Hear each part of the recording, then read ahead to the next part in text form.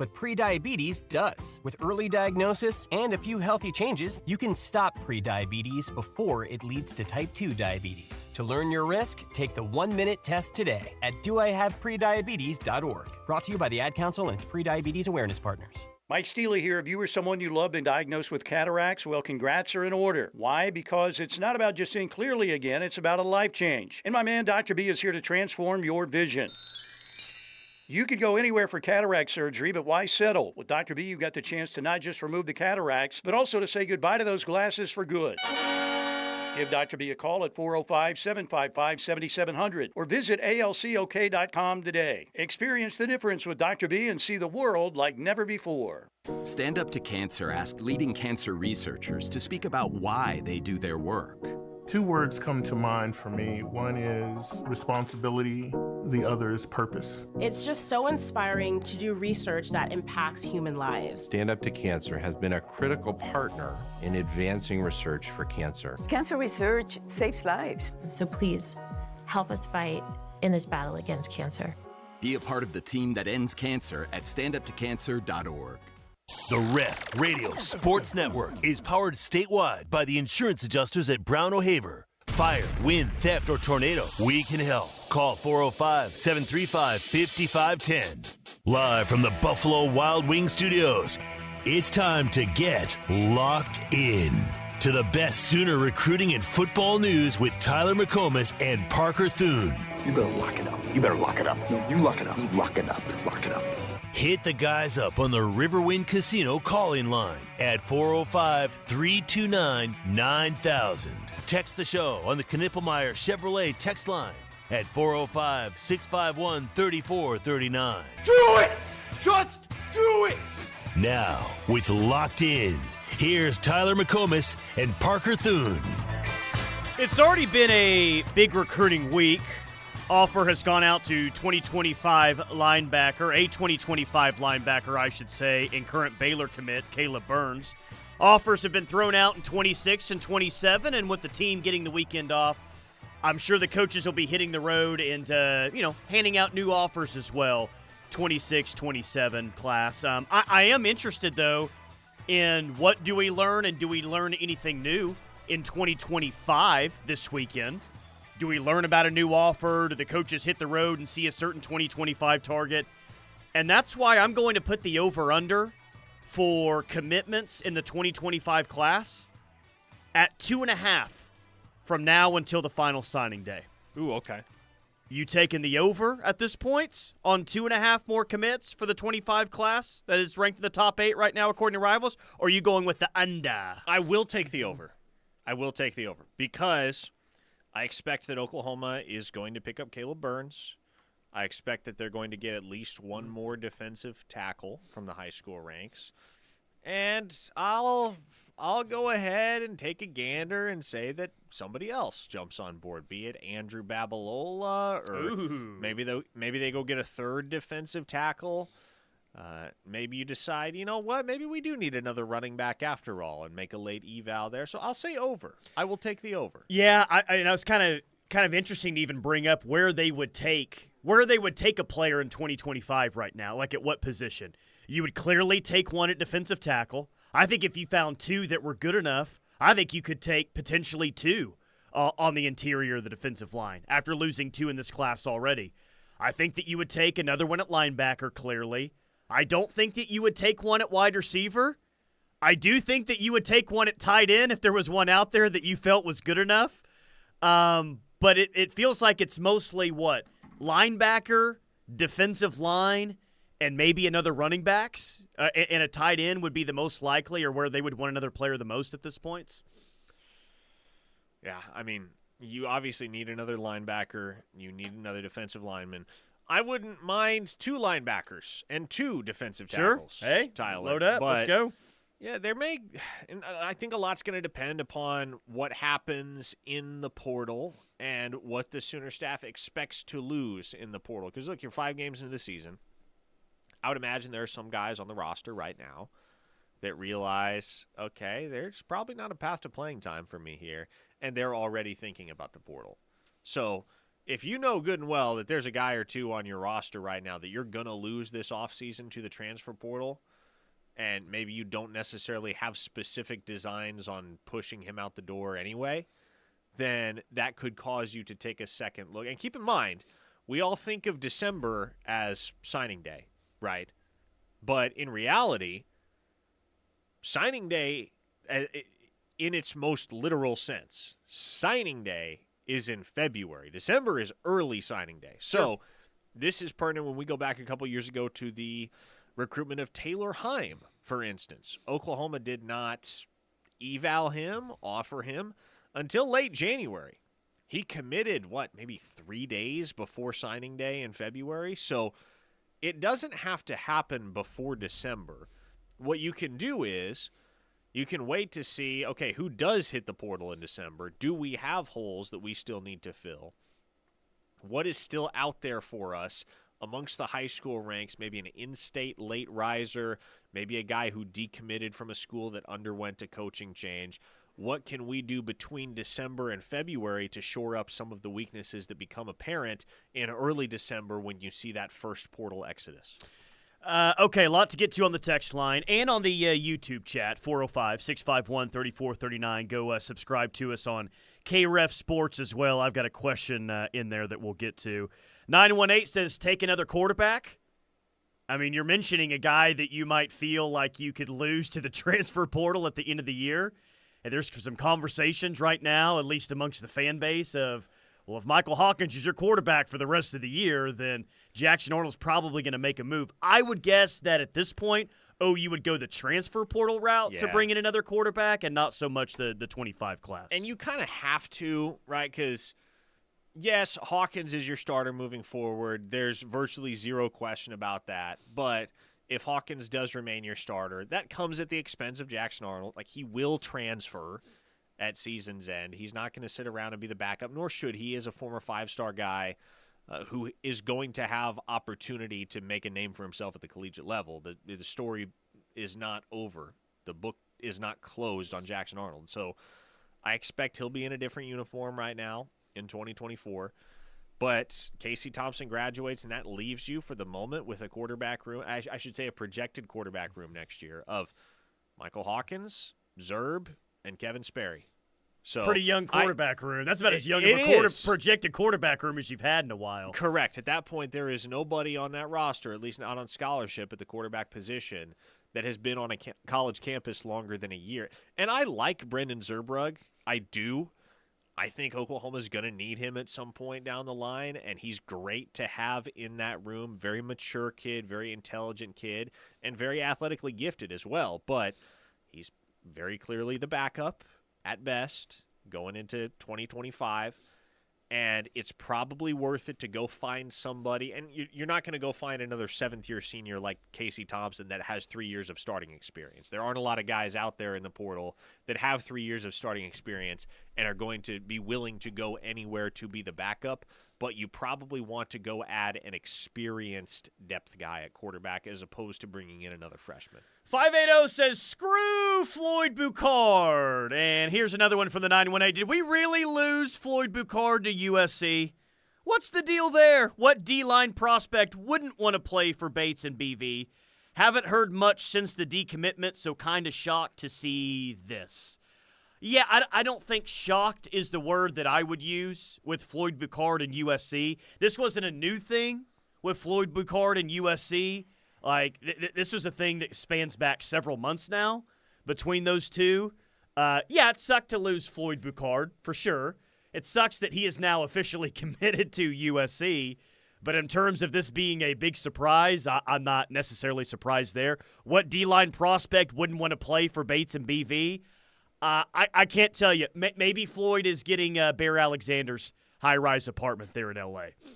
But this isn't the first time that they were a thing throughout this recruiting process.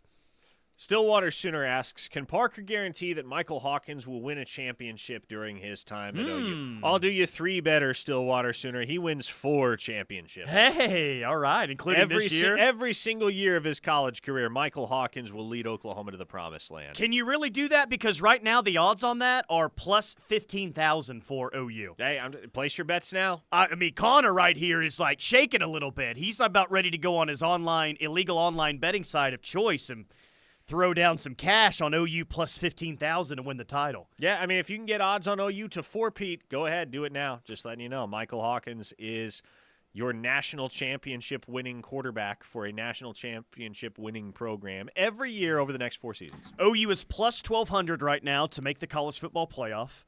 OU is plus 10,000 to win the SEC. And OU is plus 15,000 to win the national championship. So, I don't speak degenerate, but it's a lot of money. I take that to mean that if I bet $100, I win $15,000. Essentially, yes. Excellent. Yeah. Okay. So if you're in the market, I mean, you said it, and I'll just let it ride for the next few years, right? Like whatever I win, just like take all those winnings, place it again on OU to win the national championship because Parker said so. That's going to happen with Michael Hawkins. All right. Aaron in Tulsa said, OU should make a push for Chase Lofton. Yes and amen, Aaron in Tulsa. I don't make those decisions, but boy, if I am in that building right now at the Switzer Center, I am looping back around. He's committed to Florida State, correct? Yes, yeah. He's committed to Florida State. Yeah. I think that in terms of schools out there that currently have their recruiting class together, like Florida would be a good class to kind of be like, do we have any connections with anybody in that class? Florida State would be that. Baylor is that, and clearly OU is doing that right now. But Florida State is definitely a class that you just want to go back to him and say, hey, just kind of checking back in to see how things are going. We kind of are monitoring things going on right now with Florida State. 405, any idea why Xavier Robinson hasn't played so far in 2024? Have we seen Xavier Robinson at all in a game up to this point? Did he play against Temple? He didn't make – I don't think he has made an appearance in a game. He did make the trip to Auburn this past weekend, due in large part, I think, to Taylor Tatum's unavailability. But you haven't seen Xavier Robinson because he's number 6 on the depth chart at running back. So – I mean, he's a true freshman. Don't gotta rush him along, especially when you have another true freshman in Taylor Tatum that is that guy immediately. Yeah, and you do have a lot of true freshmen playing right now. You're going to have a true freshman starting at quarterback against Texas, a true freshman at running back that I think is going to be RB2 in this game. You've seen Reagan's out there. You've seen other true freshman wide receivers. Eli Bowen could start in this game, but he's at least going to play a lot. Whether he starts or not, like he's going to play a lot. Can I offer a prediction? Man, sure. Eli Bowen will start against Texas. Okay, I was hoping you'd say like pick 6 or something like that. Well, no, somebody already said that on the text line, so we can tip the cap to them if Eli Bowen does come up with a pick 6. But Brent Venables let us talk to Eli Bowen last night, and that's pretty much what I'm basing that prediction off of is why would Brent Venables be giving us Eli Bowen if Eli Bowen isn't in line to make a start? This isn't the easiest question to answer because we don't have the numbers right in front of us, so we're kind of working off memory here. But can you remember another year where this many true freshmen have not only played, but have played significant snaps and started as much as this 2024 class has played, especially this early on for this team? I mean, it's a lot, man. And obviously when you have one starting at quarterback, that really kind of highlights things, but thinking back, I don't remember a year where we've seen this many true freshmen this early. And you've had dudes that are ready for it, too. Yeah, you've had true freshmen on the field, but they're very obviously – it's not even subjective. You watch those guys play. You watch Taylor Tatum run the football. You watch Eli Bowen play cornerback across from a guy like Cam Coleman. And you can definitively conclude, okay, they deserve to be on the field. These guys are good. They are not just playing for lack of a better alternative. They're playing because they have earned it. Sometimes we get a lot of text about a particular player, like all in bunches that we don't regularly talk about. And there's no issue with that at all. I just find it interesting at times why a certain player's name kind of comes to the conversation. And we were talking about running back a couple of minutes ago, so it makes sense. But we've got like 3 Caleb Hicks questions, runner, right in a row on the text line. Hayes says, where is Caleb Hicks? Joe in Tulsa says, Hicks hasn't had a carry. Do you see him transferring? Reform Sooner says, do you expect Caleb Hicks to stay around? And he was a guy going into training camp that we thought, like, okay, let's see if he can really push for some playing time. Yeah. And when that first depth chart was released, it was, what happened to Caleb Hicks? Yeah, well, and he's been kind of nowhere to be seen. With Taylor Tatum's emergence, somebody was going to get lost in the shuffle, and it was easy to figure that was either going to be Sam Franklin, or Caleb Hicks, if not both. And really, to this point, it has been both. Sam Franklin had one nice carry against Temple, but other than that, he and Caleb Hicks just have not been heavily involved. And look, I don't have an expectation one way or another. I'm not going to sit here and tell you that Caleb Hicks will transfer. I'm not going to sit here and tell you that Caleb Hicks won't transfer. There are 7 more games to be played. A lot can happen over the course of those 7 games. But you got enough running backs right now with some promise in that backfield that you're playing the best dudes. You're playing the dudes that you have the most trust in. And what I take from Caleb Hicks being listed 5th on the depth chart for DeMarco Murray is that Murray just doesn't have the same level of trust in him yet that he does in Javonte Barnes and Gavin Sawchuk and Taylor Tatum. Scott T says, with this many true freshman players, is it that they are good as players or that this team is bad? Makes sense? Makes sense, Scott. I think like a guy like Jaden Jackson is just really good, and he's ready to play right now. I think Taylor Tatum, though, he still has some deficiencies, maybe some in pass protection. Like, he's good. I think maybe the majority of it right now, especially at wide receiver when you're seeing Kearney and Reagans, is injury has a lot to do with that. That's necessity. That's the difference. Because you brought up Reagans. I think that's a great example. A guy like Jaden Jackson, a guy like Eli Bowen, those guys are on the field because they've earned their reps and because they're studs that are ready to contribute right freaking now. Zion Reagans at 5'8", 150 as a true freshman, there's no knock on the kid. I think he's going to be good, but he's on the field right now out of necessity. He is, and he's not doing a whole heck of a lot when he's out there. I mean, not like a whole lot of wide receivers are just throwing up crazy numbers each game, but, yeah, need more production at wide receiver for sure. Florida Sooner says, after beating Texas, we get to say, y'all have Arch, but we have Peyton and Eli. Hey, I like that. Florida Sooner, we need to favorite that right there, bookmark that or something. Might use that in the postgame show. All right, 405-651-3439, Knippelmeyer Chevrolet text line. I promise I'll get to the YouTube live chat coming up as well. A lot of comments to get to, a lot of crootin to get to, a lot of OU football to get to. We'll do it all next right here on The Ref. Dusty Dvorak here. You're listening to The Ref, the home of Sooner fans. When you're sick, you need to be seen by a health professional today, not next week. Norman Regional Urgent Care is here for you from 7 a.m. to 7 p.m. Open 7 days a week at Porter Health Village in Norman and Monday through Friday in Westmore and Goldsby. No appointment needed, just walk right in. Whether it's a sudden illness or a minor injury, Norman Regional Urgent Care is ready to get you back on your feet today, not next week.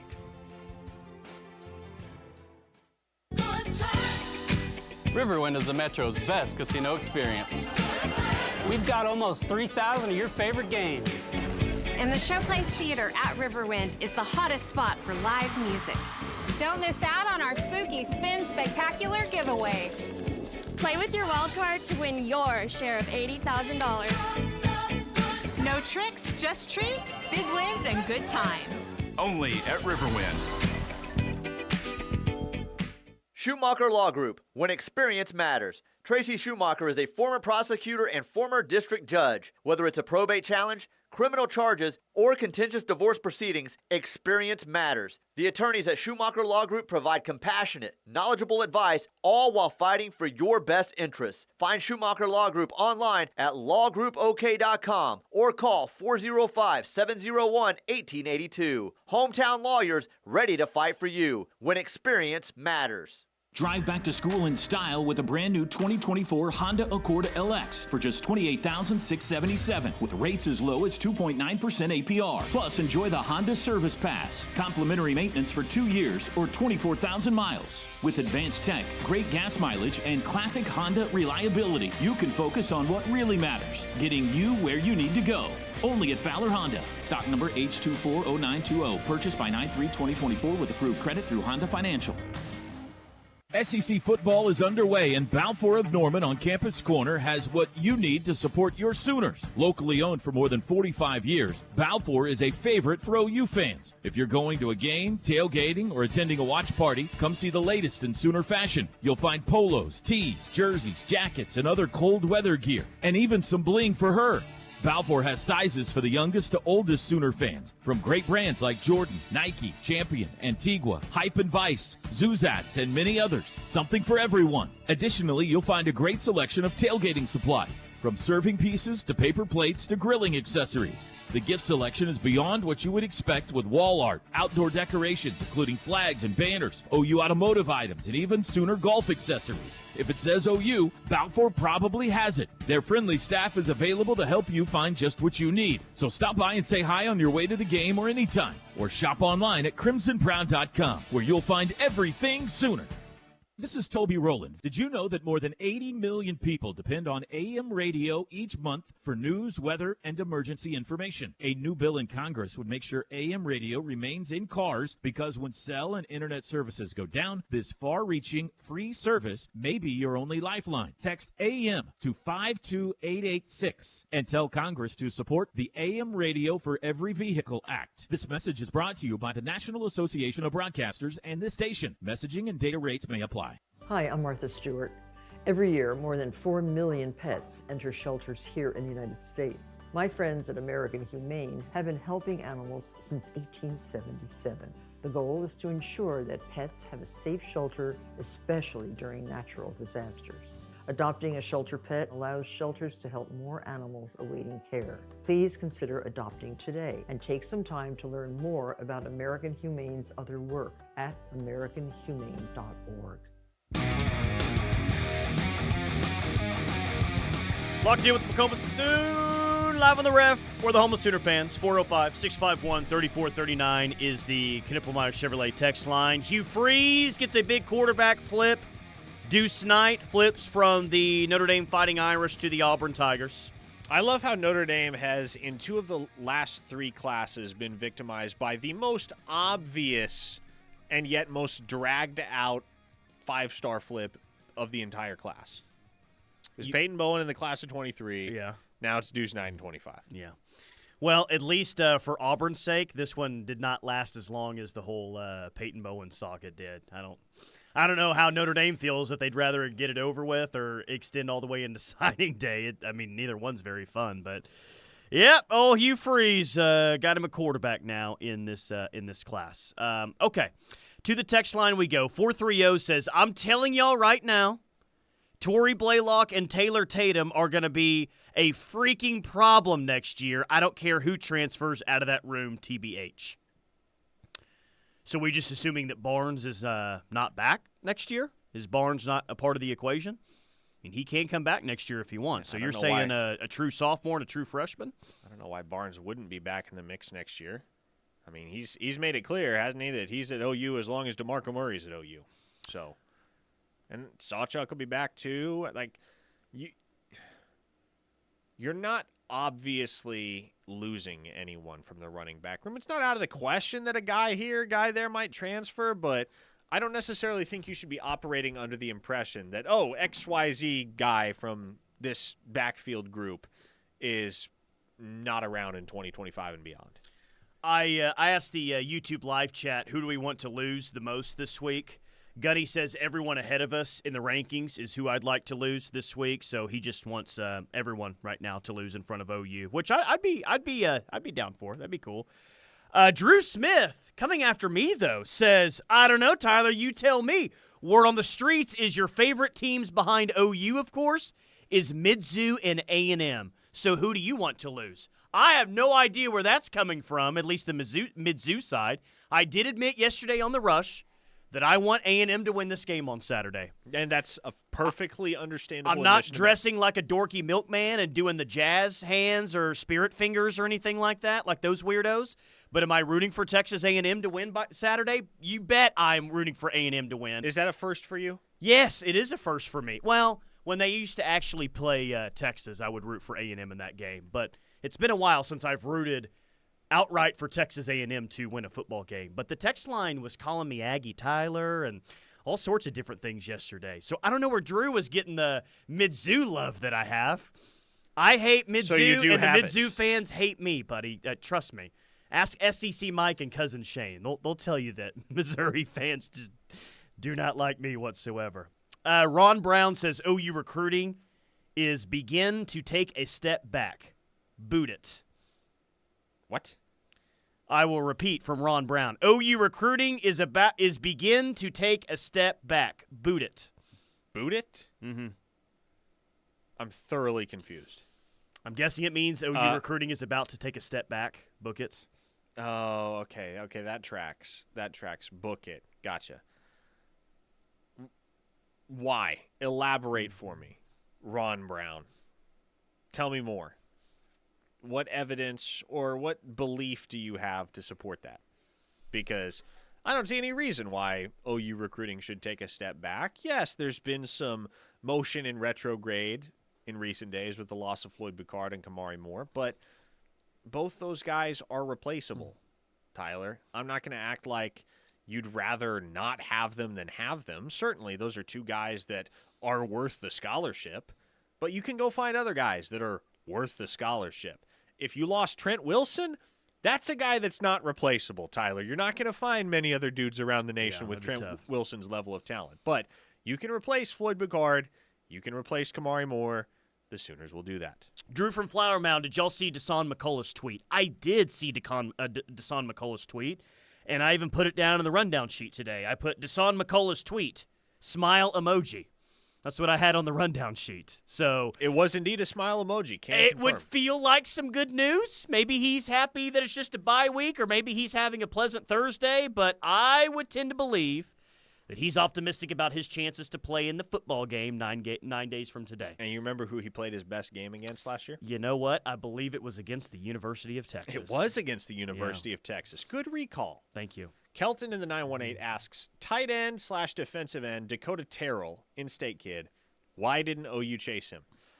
The short answer, Kelton, is because he's a project.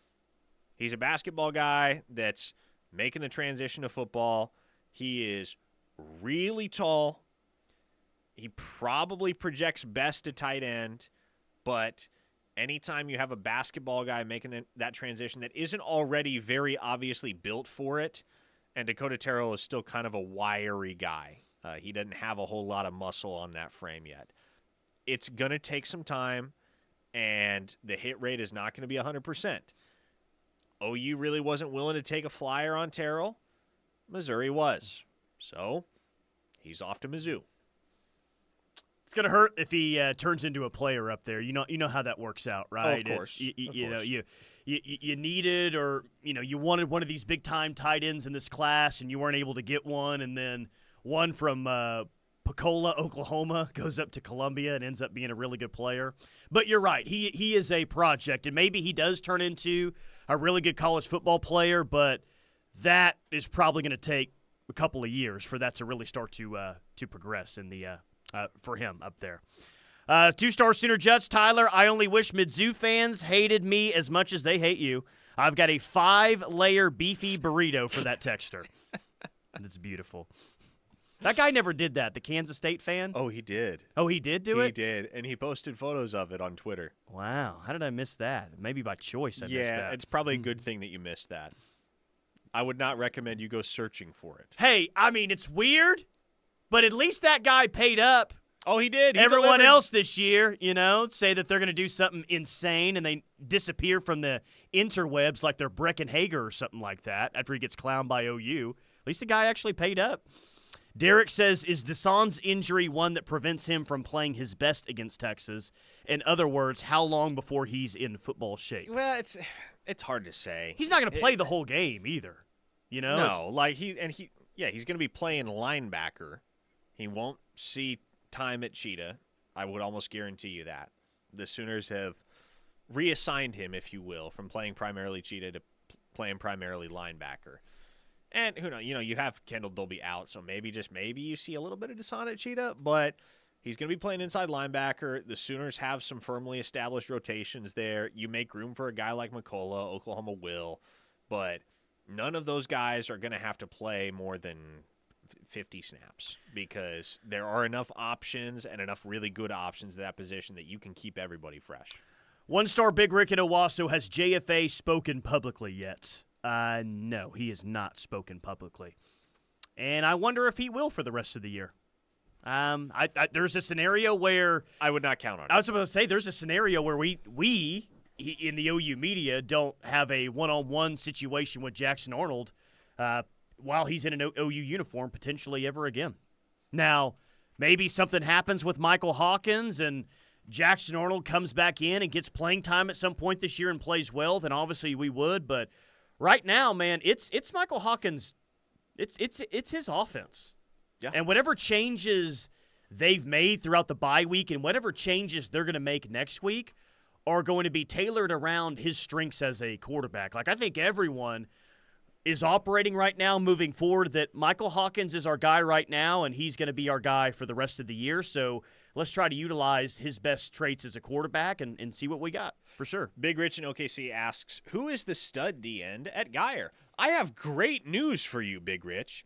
His name is Zane Rowe, and he happens to be committed to none other than the University of Oklahoma. Hey. So, there you go. Identity revealed. Robert in Edmond says, how excited are you to see a few weeks more experience with J.J. Hester? I'm optimistic about his future to be a stud.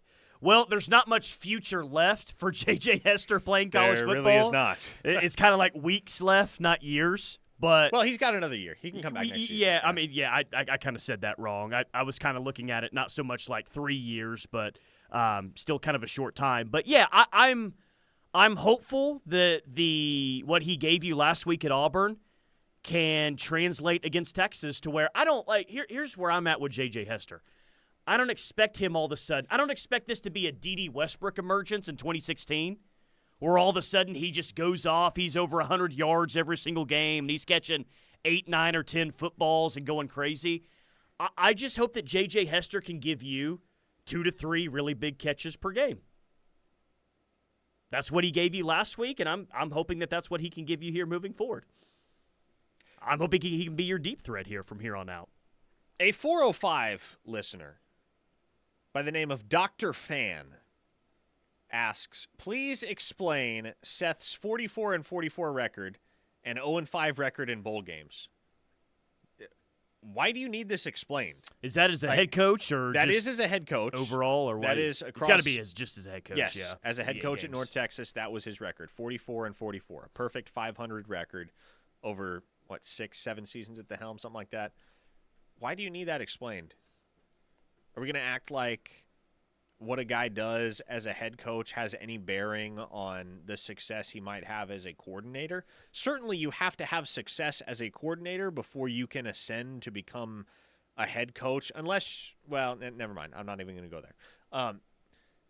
There are plenty of coaches, and have been plenty of coaches over the years, that don't crack it as head coaches, but that are really good coordinators.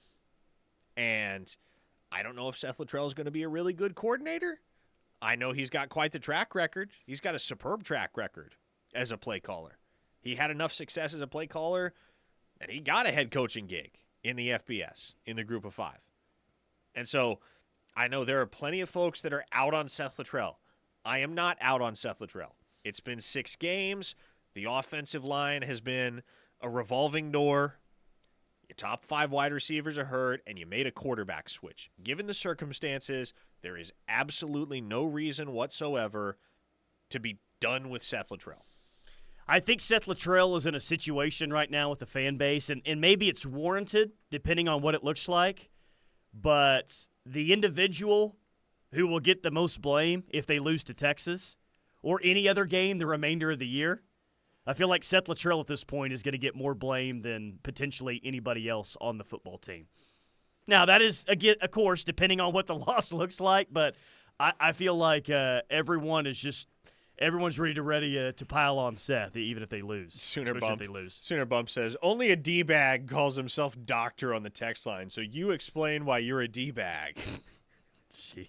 Sooner Bump wants to smoke today. I guess so, man. Everyone, we don't have an opponent to attack, so we're attacking each other right now. Infighting that's on great. the text line. That's great. We need to go hit someone else. We've been hitting each other all week. Gonna go hit someone else. Jake from Wisconsin says, as a Vikings fan, I find it really funny to see my fellow OU fans crying about being 4-1. Well, they are 4-1, but I think that we can all recognize that it's been a very difficult road to get to 4-1, and it hasn't been the smoothest ride, and there's some things that have to be a lot better moving forward. DT in the 918 says, pretty sure if you have a 500 winning percentage, you're eligible for the Hall of Fame. Not quite. That's a 600 winning percentage, 60%. The reason I know that is because there is the ongoing controversy surrounding whether the College Football Hall of Fame will make an exemption for Mike Leach. They should. At like 596. He's literally one game short of hitting the 60% that is needed to qualify in technicality for consideration for the College Football Hall of Fame. I believe they will make that exemption for him because Mike Leach is a legend who changed the game. By the way, OU got a 5-star last night, by the way. Oh, they sure did, didn't they? Kiel Ho-Ching, number 3 overall player. 5-star infielder. Patty, just the dynasty ain't slowing down anytime soon. 2026 infielder. She's special. 5-star out of the state of California. 5-star Gunny says, tell him any smoke is welcome my way, fellas. We'll do that. I would expect nothing less. 918 texter just says Vikings suck. So wow. I'm not the one typing them. I'm just the one reading them back here. There was a Lost City Sooner said, Seth is terrible. He couldn't win at a top-tier blue blood like North Texas. Come on, guys. Fan base, a lot of people aren't happy with Seth Luttrell. That's for sure. I'm hoping that he comes out with a better offensive game plan on Saturday. I'm hoping they attack the edges a little bit more in the run game. They need to. Is what I'm hoping They need to. They got to get those backs outside the tackles. 405-651-3439, Knippelmeyer Chevrolet text line. We'll get to more of your text. We've got more recruiting. We've got more OU football as well. Keep it locked on the Ref. Hey, this is Garen Hatchett, and you're listening to The Ref, the home of Sooner fans. Did you know there's a place where you can get good neighbor service and surprisingly great rates on home and auto insurance? Yep, and that place is, ta-da, State Farm. Here's the deal. State Farm agent Cindy Nasher is your go-to agent in Norman for the service you deserve at the price you want. So stop shopping around. State Farm agent Cindy Nasher has you covered. Call 405-307-0500 for surprisingly great rates today. Like a good neighbor, State Farm is there. Individual premiums will vary by customer. All applicants subject to State Farm underwriting requirements. Life can be complicated, but saving money shouldn't be. At OU Federal Credit Union, they make saving simple and stress-free. The best part? They have no hidden fees. Joining OUFCU means you're in control of your financial future. Whether it's a rainy day fund or saving for that dream vacation, they've got you covered. Visit OUFCU.com or come by one of their branches today. OU Federal Credit Union, where savings is simple and dreams come true. Member savings insured up to $250,000 by the NCUA.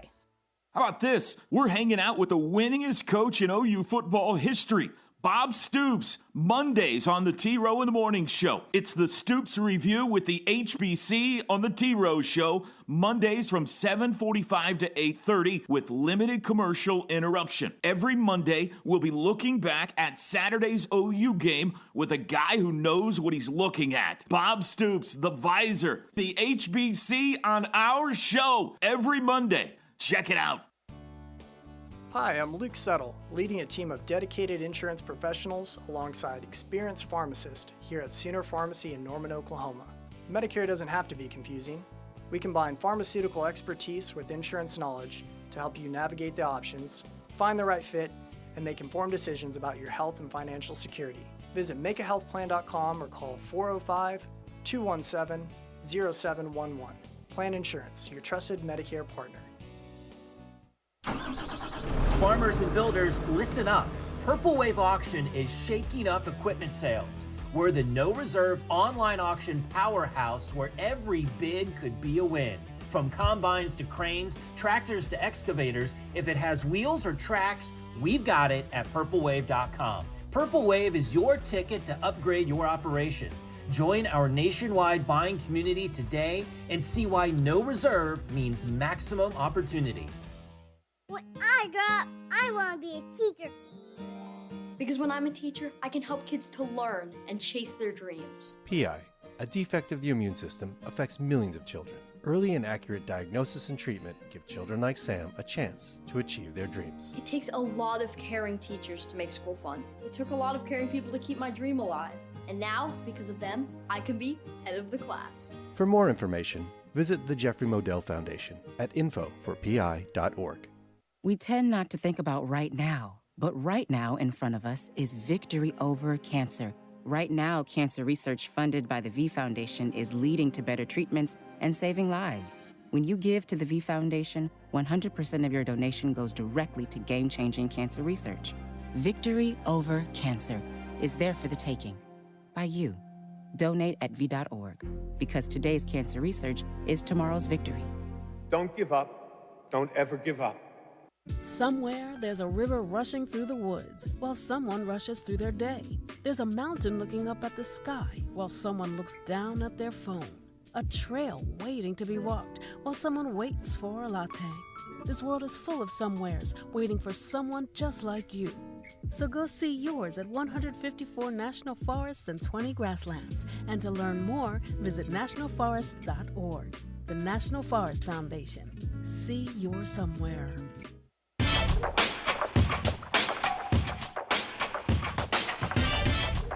Dorsey Jones Buick GMC in El Reno, bringing this hour of Locked In with McComas and Thune. Dorsey Jones is family-owned and operated, established in 2020. But many of their employees have been there for more than 20 years. They sell Buicks and GMCs, which are some of the best trucks and SUVs on the road.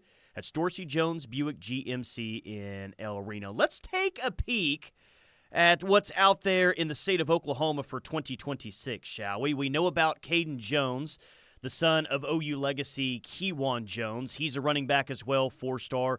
Was he at Alabama this past week for Bama, Georgia? He was indeed at Alabama. Yes, sir. Interesting. I know that he took a Tennessee visit this offseason or during the offseason. Louisville, Oklahoma's heavily involved. But according to Rivals right now, the top-ranked player in the state for 2026 is still Taj Overton, the defensive tackle out of Owasso. 6'3", 275 pounds. He is currently undecided. Where do we feel like OU sits right now with Taj Overton? He's got some really nice offers, by the way. Yeah, long way from the finish line there. Obviously, OU's going to make any in-state kid with that level of talent a priority. I can't guarantee he winds up a Sooner, but the Sooners will be in it until the very end, no question. You also have, if I can go back here for a second, let's just go with let's go back to Taj Jones there. Is Tennessee really involved with Jones or Overton? Jones. Yes, Tennessee. Look. I think it's going to be tough. Caden Jones, sorry about that. My bad. I think it's going to be tough for that kid not to choose Oklahoma in the end. But this recruitment, and I've made this comparison before, kind of reminds me of Gentry Williams, where he's going to hear everybody out. He'll take some official visits. He may seriously consider other schools. But in the end, there's going to be a tug to OU there that I think ultimately leads him back to Norman. It also helps that OU's 2026 quarterback commit, Jaden O'Neal, has been very personally invested in that recruitment. Yeah, Caden Jones, a good player, 4-star running back out of Jinx. And as you would imagine, Dad, Kewan, still a big OU fan. So the lure to be an OU legacy and to kind of follow in the footsteps with his dad, especially playing the same position, could mean a lot and probably will mean a lot in that recruitment. Colton Yarborough, the number 2 player in the state from Durant, he's committed to Arkansas currently. Adam Austin, a safety out of Lawton Mac, is the number 5 player in the state, also currently committed to Arkansas. So Arkansas, as it sits right now, has got 2 of the top 5 players in the state of Oklahoma committed for 2026. But Mason James, a 3-star athlete out of Norman North, methinks that he'll be a 4-star by the time it's all said and done. And that's one that OU needs to go get in their own backyard, Mason James. And he's got great offers, too, such as an Alabama offer and some others across the country. Michigan has offered, Miami, Mizzou, Oregon, Tennessee. Like, this kid just rated as a 3-star right now, but judging by the offers, he'll be a 4-star at some point soon. This would be a really, really, really nice get because he's incredibly athletic. Gotta have him, man. He is electric. He is absolutely electric. And he's, I think, my favorite player in the state of Oklahoma for the class of 2026. Really like Katie Jones, certainly. And there are a couple other guys that I think are going to be big-time ball players that aren't necessarily on that list you mentioned. But it's Caden Jones and it's Mason James above the rest for me. And I like Mason James the best. I think he is the best wide receiver that I have seen within state lines on this side of the state. There have been some good ones in the 918 recently, but he's the best from the 405 that I have seen since Talon Shetron. And OU offered him early, man. Did they offer him his sophomore year, right? OU was Mason James' very first offer. Yeah, that nearly goes a year long way. ago. Yeah. 620 from the state of Kansas. First time doing this, so seeing if it works. Okay, it does. It worked. Texting our text line. Jacob Matthews wants to know what's more likely: we win by 10-plus points or a walk-off 40-plus yard field goal. I'm guessing you're talking about the OU Texas game. Is it more likely they win by double digits or they win on a game-winning 40-plus yard field goal? I'll take the latter there. That's a walk-off field goal. Which would be crazy, right? I'd love that. A little payback for Dicker the kicker. Here's the question, though. If OU wins on a walk-off field goal, who's out there to kick it? Who's kicking it, and who do you have more confidence in right now to make that kick? Gosh, wouldn't it be the greatest redemption story imaginable if the Schmidt Show were to nail a game-winning field goal against the University of Texas? They're carrying him off the field back into the tunnel. That's something that if I would have told you before the season, like, hey, Parker, Zach Schmidt will be hoisted on the shoulders of defensive linemen as they walk up the tunnel at the Cotton Bowl after a win. You probably wouldn't have believed me then. Yeah, I'd say get the hell out of here. Yeah, it's more likely that if they beat Texas, they do it on a walk-off field goal. Like, I think OU can absolutely win this game. Some things are going to have to go their way, but I don't see them winning the game by double digits. I think it's way more likely that they kind of win in the end like they did a year ago. KW the 918, did you see the environment at that Bama game? I was watching it in 4K, so it stayed live on the field through commercial breaks. Did a different kind of light show and music with their LED lights almost every break. Incredible atmosphere, especially compared to what OU does. Think we should do a light show to Kickin' for Chicken every single week? I think that'd be sweet, right? Kickin' for Chicken light show. Who says no to that? I did not. I mean, K-Dub, I was actually listening to that game driving from Auburn back to Atlanta, so I didn't really get to watch that one live on TV. But I'll take your word for it that it looked pretty incredible watching that one in 4K. 405, how likely do we think each of the wide receivers that are injured are to redshirt/return for another year? Well, none of those guys can go to the NFL right now. Let's be clear on that. Well, I guess maybe if Deion Burks returns and puts some good tape up, maybe. But if you're in Nick Anderson's shoes right now, there's a lot of injury history. Yeah, man. There's a ton of injury history, and there's 1 year of production. And I would think he probably has taken a cue from his older brother, Rodney Anderson, who decided to forego 2 years of eligibility to enter the NFL draft fresh off a torn ACL, ended up getting drafted in the 6th round, hung out on the practice squad with the Bengals for a little while. He might have been on the active roster briefly, but his NFL career was over very quickly. So I would think Nick will not be inclined to make the same mistake.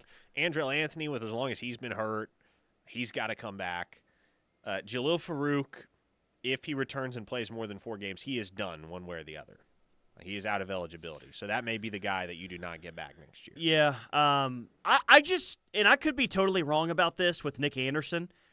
I guess I just don't see Nick Anderson, and I agree with you, by the way, like not only does he need a full year of he's got to prove to some guys in the NFL that he can stay healthy throughout the course of a season. Like he's got to do that maybe more than anything. I just don't see Nick as a guy, though, that is just trying to hurry to the NFL as soon as possible. I don't see him as that guy. And maybe I have that wrong, but I don't see Nick as a guy that, all right, at the first opportunity that I have, and this would be the first opportunity that he's had, right, because he'll complete his third year after this. I just don't feel like he's a guy that at the first chance or the first opportunity, regardless if I've played a lot or not, I'm going to rush off to the NFL. I don't see him as that guy. So I would guess that he's going to be back next year. But regardless, man, like the storyline kind of unfortunately stays the same with him. If he's back next year, hopefully next year is the year where he finally stays healthy and puts it all together, because it doesn't feel like this year is going to be that season. Lost City Sooner asked, will there be a rally fox on the field at the Cotton Bowl? What's the over-under on some varmint being out there? Hopefully so. Was that the 2021 game? It was the 2021 game. Yes, Yeah. indeed. The rally fox. One-star Stillwater Sooner, what's more likely? Aggie Tyler disavows Texas A&M or Longhorn Steely disavows Texas? Hey, this is a one-week thing for me. This is a one-week thing, and guess what happens? I'm sure that's what Steely thought too. That's Tyler. what happened. Well, guess what happens Saturday at about 2:45? See ya. I don't know. I don't want to talk to you. Don't call me. Don't text me. Don't try and message. I'm going to ghost Texas A&M at about 2:45 on Saturday. Steely, dude's picking Texas next week. I'm just going to tell all of you that. I mean, the guy is picking Texas. He picked Texas last year. I mean, he can't get away from him. So it's turning into something serious with Steely in Texas. Mine is just kind of a weekend thing, and then we move on. That's how that one ends. But yeah, man, I got a text today saying, "All right, how many of these hurt wide receivers are we going to get back for Texas? I know they're banged up right now at wide receiver, but how many of these guys are we going to get back for Texas?" And my answer was, I don't know if you're going to get any wide receivers back necessarily for the Texas game. I mean, you have one that's out for the entire year, one that's out with a broken foot, one that you really don't know what Nick Anderson's situation is, but you don't feel like he's going to play. I mean, you might get Deion Burks back, maybe for the Texas game, but the wide receiver core that you had last week kind of feels like that's the wide receiver core that you're going to have for the Texas game coming up in 9 days. That's why these tight ends can't be so inconsistent, man, you know? And commit stupid penalties. Yes. Golly, dude. Got to have strong play from your tight ends. And to me, here's – and I don't know how hot of a take this is. Watching Bauer Sharp to this point in the year, he has struggled to block. He's been – with the ball in his hands, he's made plays in the open field. I'm almost like, is Bauer Sharp more of a wide receiver than a tight end right now? Kind of feels like it. That's a guy, you split him out, you put him in the slot. I think, okay, you might have something there. That could be a mismatch. That guy does not strike me, at least not in his current form, as an inline tight end. If you need an inline tight end out there, I'm much more comfortable and confident with Jake Roberts getting the nod. Any of the new offers, and we mentioned a couple of yesterday. I'm trying to go back on the rundown sheet from yesterday. 2027 running back Jacoby Dixon out of the state of Texas, and then 2026 defensive lineman Nolan Wilson out of Mississippi. I know that we're still trying to learn names and figure out names in 26 and 27, but have any of the new offers so far this week stood out amongst the rest? Not particularly. I mean, the one that you're going to want to pay attention to is Caleb Burns, because that's obviously the shortest timeline moving forward with these 26 and 27 guys, man. OU's still in the process of setting their priorities in the 26 and 27 classes. There are some guys, don't get me wrong, there are some guys that are insta-takes where if they dial up the Oklahoma staff and say, hey, I want in, OU's going to tell them, all right, come on with it. We're not waiting on anything. You're locked in. Let's do this. There are others that if they made that same phone call, you'll be like, that's great to hear, but let's slow this down a little bit. I think we just got our first ever super chat on Did we really? the KREF Sports YouTube page. Yeah, $2 from Brett Erickson. Thank you, Brett. Appreciate it. Says, keep up the good work, gents, with, I believe that's 3 exclamation marks. So maybe management will let us split that $2 that Brett. I think YouTube takes like 30% though, so. Oh, really? You can do the quick math on that one if you would like. Need to talk to management and see if we can keep the super chats that roll in here. I don't know. I'm with it. Listen, I got a Buc-ee's stop to make this weekend, so That's not going to get you very far at Buc-ee's or any more Super An Chats. extra $1 in my pocket, I'll make it work. How much is one of those barbecue sandwiches they have out there? Oh, yeah, you're not getting a barbecue sandwich for $1. What is it, like, is it $8 or so for a barbecue sandwich? Something like that, yeah. Oh, it's pretty good, though. They had a, did you stop at the Buc-ee's in Auburn, Alabama? Did you see the Buc-ee's? I did not stop at the Buc-ee's in Auburn, Alabama. I have stopped at that Buc-ee's before, not on this trip, though. Yeah, I had no idea that there was a Buc-ee's so close to Auburn, Alabama, till we got close. I was like, how about that? We'll get to a few more texts before we get out of here. But I like the hustle from Caleb Burns. Like, everyone just thinks, like, yeah, I mean, he's going to end up committing to Oklahoma. He's going to end up committing to OU. There's already predictions for him to flip to OU.